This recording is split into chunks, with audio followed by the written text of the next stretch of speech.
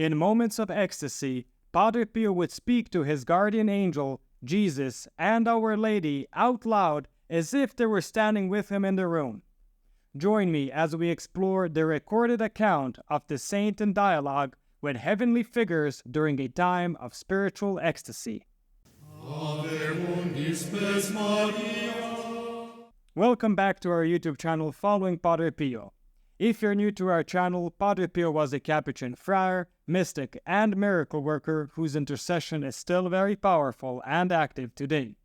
We publish videos and shorts 5 days a week, so follow us to find out more about the life of this fascinating saint, and you will be amazed at what Padre Pio can do for you, a family member, or a friend.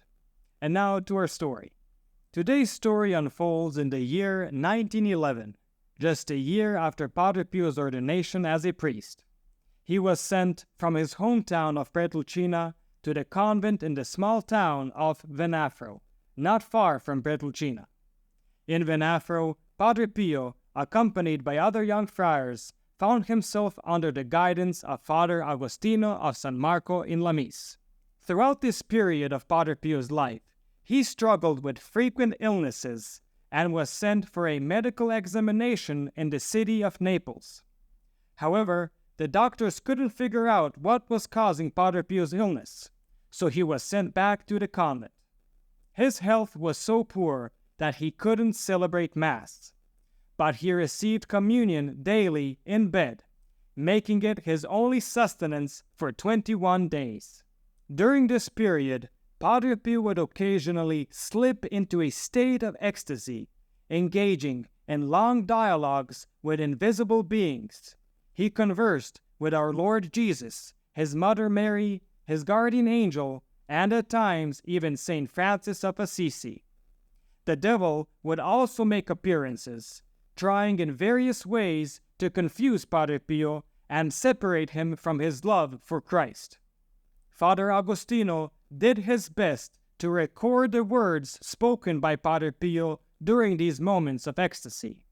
What follows are Padre Pio's words during one of these moments of ecstasy that transpired on November 29, 1911, when Padre Pio was just 21 years old. These were his words: "Angel of God, my angel, do you not care for me? Are you a creature or God himself? Are you the Creator? No? So you are a creature of God, and you have laws to obey. You must be with me whether you like it or not."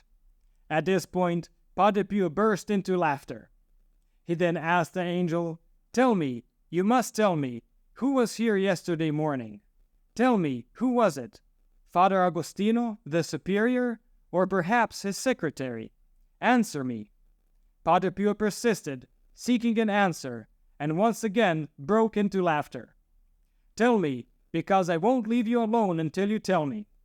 Then I will have to ask Jesus, and then you'll see." Padre Pio persisted, but received no response. "In any case," he continued, "I won't ask our mother, who is looking at me so sternly. She is so humble. Jesus, isn't it true that your mother is humble?" Here we catch a glimpse of Padre Pio's affectionate bond with Our Lady. Through other accounts we learn that he saw Our Lady during his prayers, and based on her smile or lowered gaze, he knew whether his prayers would be answered or not. But let's continue with the ongoing conversation. Padre Pio then addresses his guardian angel. "So, young man, tell me, who was it? You are not answering again. He stands here like a statue. I want to know. I asked you something, and I've been waiting for an answer for a long time." At this point, he seemingly received some kind of response from his guardian angel, as he continued, "My son, it took you a long time to answer. You made me talk so much." Yes, so it was Father Agostino. "Well, my angel, will you save him from the war that rascal is preparing for him? Will you save him?" It appears Padre Pio is referring here to the devil's attempts against Father Agostino. "Jesus, tell me, why allow it? Won't you tell me? You will tell me. If you don't appear anymore, fine. But if you come, I will have to tire you." Then Padre Pio turns to Our Lady. "And our little mother, always in the corner of my eye, I want to look you in the face. You must look at me closely." And he starts laughing again. "Yes, yes, I know you love me, but you have to look at me clearly." Looking through Father Agostino's records, it is clear that Jesus, Our Lady, and the guardian angel were like old friends to Padre Pio. He chatted with them just as he would with anyone else.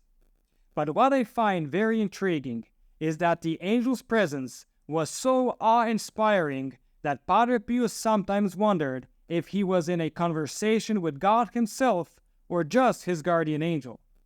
This hints at how incredibly beautiful angels must be.